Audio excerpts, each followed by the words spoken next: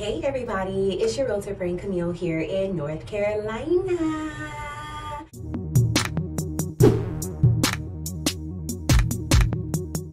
Today, everybody, we are back with a new topic for my new real estate agents and aspiring real estate agents who have come into this wonderful world of real estate. So often we are asked for tips and advice. Matter of fact, someone just literally DM'd me this same question in my inbox the other day, and I'd like to share it with you all to be able to provide some value and perspective. So one of the questions that we get asked is, what is your top tips? What is your advice for new real estate agents who have just entered the business? And so in this video, I am going to be sharing with you what my top tips are for being a successful real estate agent in this business. So when I first actually got into the real estate industry in 2020, I didn't necessarily have like a mentor or anyone telling me these things of what I should be focusing on. I got my start with Keller, which is a great company, and I do stand by Keller. I've been with the company now for 4 years. However, when I first got into the industry, there were a ton of classes, a ton of things that they wanted us to take, and maybe if I would have took some of those classes, now that I think about it, I would have been better off, especially the Ignite course, the Bold course. I'm pretty sure I would have learned some of these things. But for some of the agents who are not with Keller and you are with other firms, I want to be able to share this with you, because a lot of times you get thrown into the industry after you have passed your real estate license exam and you don't really know what route to go. You don't know what way to go. You're just kind of lost in the sauce. You're looking on, Instagram, and you're in Facebook groups, and you're like, what do I even do now that I'm licensed? So I know that was kind of like me. I knew the basis of what I had to do, but I think that these 4 things that I'm going to be sharing with you in this video is going to help you out a little bit. So the first thing that I would actually do, because you don't necessarily know what to do, is create a schedule for yourself. This can be something that is done within your Gmail account, a Google account. You can even do it within your daily agenda, but have a set schedule for yourself where you sort of plan out what your day is going to look like. And I am actually going to go over some of the things that should be outlined in your schedule, in your calendar. If you're doing this Monday through Friday full time, you should have a time block on your calendar of how you plan to spend every single minute of the day in a perfect world. Understanding that things do come up, we understand that, we get that, but in that ideal world, if everything went smoothly, what would your day look like? You need to actually plan a calendar for yourself. If you are part-time, the same applies for you. If you work a full-time during the day, you still need to plan your calendar Monday through Friday as well as weekends of what life looks like for you having your real estate license and how you are going to get clients. So I would say that the number 1 thing is to do your calendar so that you can be following a schedule. If you don't know how to plan a calendar, I can create a separate video on this. I believe I did one way back when, like a few years ago, on what my daily schedule looks like as a real estate agent. And of course that has changed since time has passed, but I'll try to put the video right here if you want to reference it, as well as the description box down below. Now, within your calendar, these 2 things at a very minimum should be built into your calendar. So these 2 things is also things that you should be doing every single day that you are a real estate agent. I don't care how successful you are in this business. If you've sold 10 houses, 20 houses, or even 100 homes, these are things that top real estate agents do every single day. And as a new real estate agent, you should be doing these things as well. So the first thing is script practice. Script practice, as well as, role playing. So you may be asking yourself, what is script practice? Great question. Script practice is basically practicing your scripts, practicing your conversations, practicing what you're going to say. Because in this industry, especially if you're looking to list properties for sale, sell homes, and you have homeowners that you want to work with, you're going to come across the same type of objections from almost every single person. It's the same objections from everybody. So if you can get super good, super great at finding the right words to say, that will help you to secure a lot more appointments, a lot more consultations, and ultimately a lot more clients for yourself. So what does it look like to actually script practice? For some people, there are actually calls that you can get on where you practice your scripts on a daily basis. One of the calls that I used to be on is Chris Hurley's early morning call for script practice. It was called Jetty's Scripts, I believe called Jetty Scripts. I'll try to link that down in this platform as well in the description box if you need a reference or a quick link to click on. But you can join that Facebook group just to be able to practice your scripts with real estate peers who are around the world. There's different, firms who are in there, but our number one goal of why we come together is to practice scripts and give each other some constructive feedback on how we could get better. You can take what other people are saying, how other people are dealing with objections, and take their handlers and use it in your conversations when you're making calls and you're speaking with people on a daily. Another question I got asked is like, where do you find scripts? How long should you be practicing? Well, when you're a brand new agent, the rule of thumb is to practice anywhere from 2 to 3 hours. And if you don't have any clients, honestly, like 2 to 3 hours is probably pretty good to be consistently practicing your scripts. And what does that look like? It looks like just reading whatever script you have in front of you for the day. Maybe you focus on that one script 1 week at a time and then you move on to another one. But it's basically you reciting your scripts out loud, practicing in front of a mirror. You reading the scripts out loud. You can listen to scripts like on YouTube, but don't do too much listening. You also want to be able to recite them out loud so that you get comfortable speaking those words and you begin to internalize the scripts in your head. And then the practice comes into play when you're role playing with different real estate agents within your firm, within your team, within your city, virtually on Zoom calls. There's so many Zoom calls where agents are practicing scripts every single day. I believe at one point, I forgot what that platform was. It's like when you can just like hop on and just talk. I forgot what the platform is called. But there's basically so many different ways that you can practice your scripts. So if you aren't a part of a script practicing group who, role play every single day, definitely incorporate that into your schedule. It can be morning, afternoon, evening, whatever works best for you. Just do it. Don't make an excuse of why you don't have time to script practice. Even though I mentioned 2 to 3 hours for a new agent, if all you have time to do is to allot 30 to 45 minutes to actually script practice, do something. To do nothing is just the worst. So if nothing, do something. So you definitely want to have that put onto your calendar to where you are following a consistent schedule. As I mentioned before, if you still have your full-time job and the only time that you can do script practice is at 7 o'clock per night, then so be it. Do your script practice at 7 o'clock at night. Take time. Maybe you're taking a bubble bath and have your handy dandy notebook and you're doing script practice then. It really doesn't matter as long as you get your reps in, because your reps is what's going to make you better, especially if your source of business is going to be cold calling. You need to be practicing your scripts of how do you speak with the for sale by owner, how do you speak with the expired, how do you speak with the withdrawn.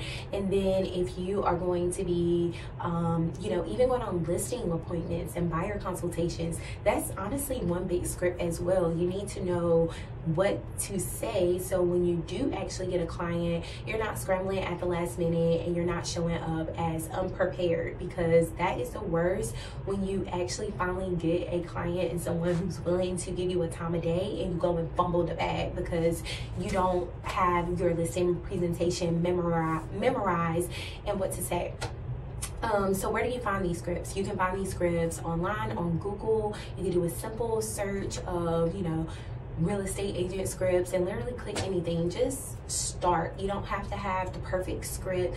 You when you are connected to whatever community that is, whether your team, your office, your firm, you'll start to change things along the way.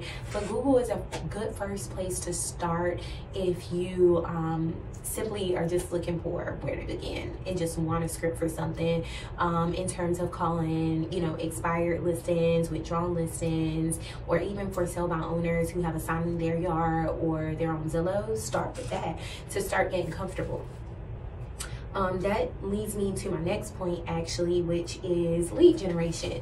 So the other part of your schedule, the other part of your calendar should be focused on generating new business for yourself. I like to call this new business development.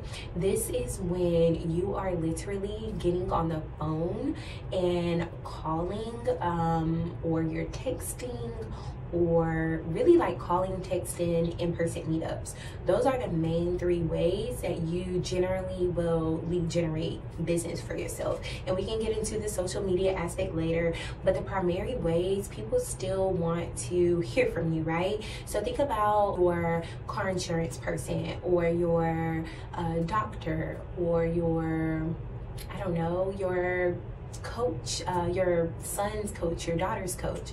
People still want to hear from you.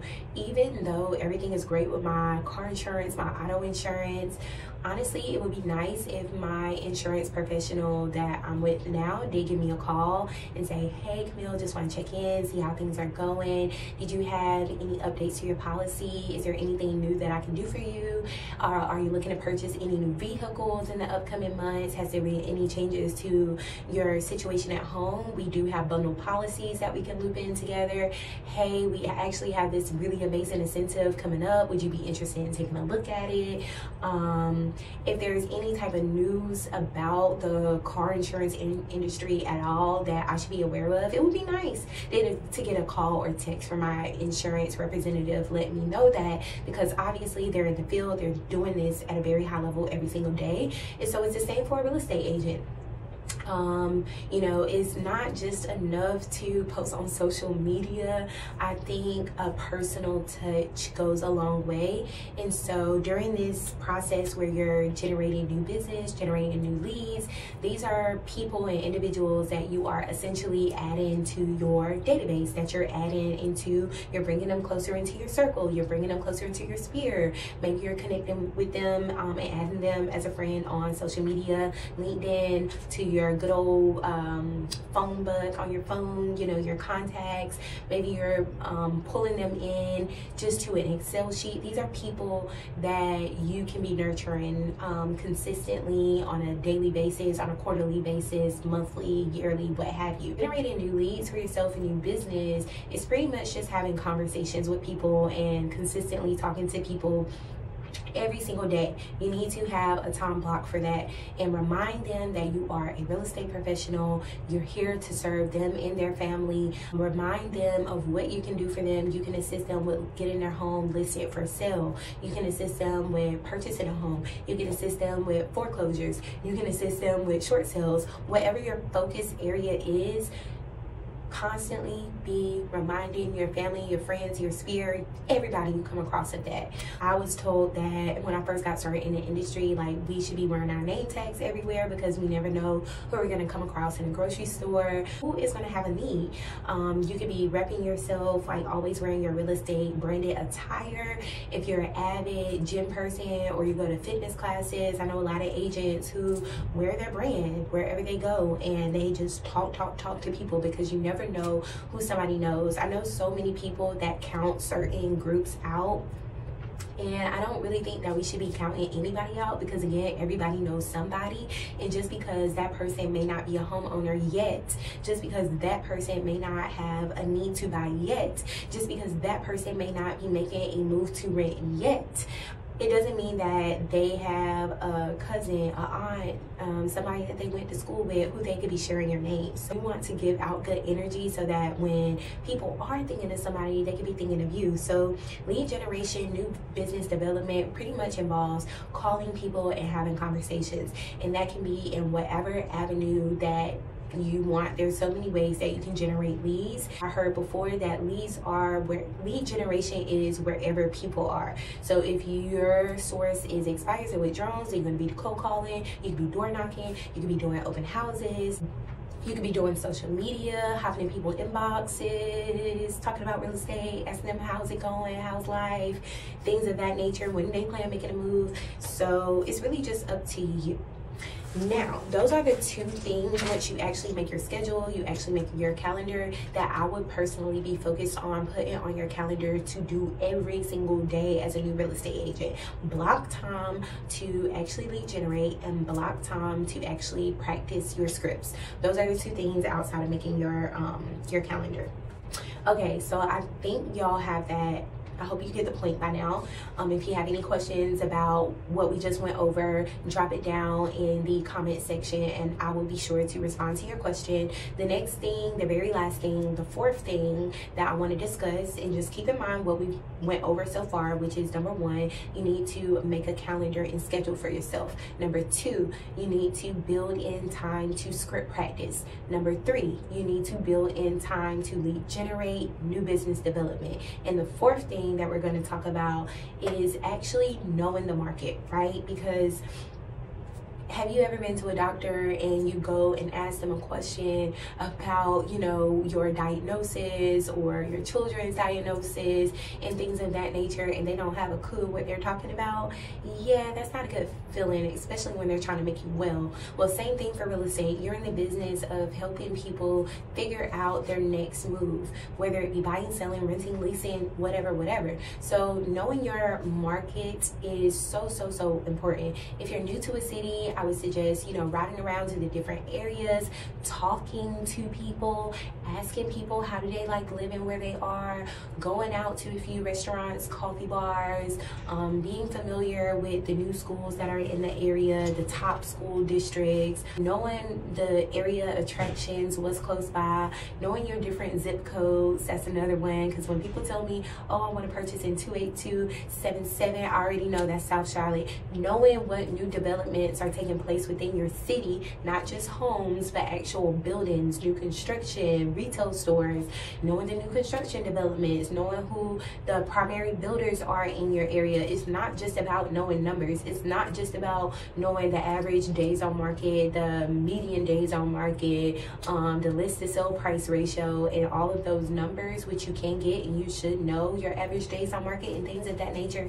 But it's pretty much positioning yourself to be a local market expert, as if you've lived there all your life. Like, you know so much about this city. Being a local market expert knows that when you look at a certain house in a certain part of town, you could potentially know what that home could go for, ballpark range. It's also knowing the different styles of homes that are out there. Have you been over to tour, you know, different homes in different neighborhoods to get acquainted? So all of those things will help you so much, because nothing is worse than, you know, you coming into contact with someone and someone is telling you about the real estate market. They're telling you what just recently sold down the street. They're telling you, did you know about that new casino that was being built over here? Did you know about the expansion of the highway? Oh, did you know that they were doing a $40 million project to improve the city? Like, I feel like as real estate agents, that is things that we should know about and that we should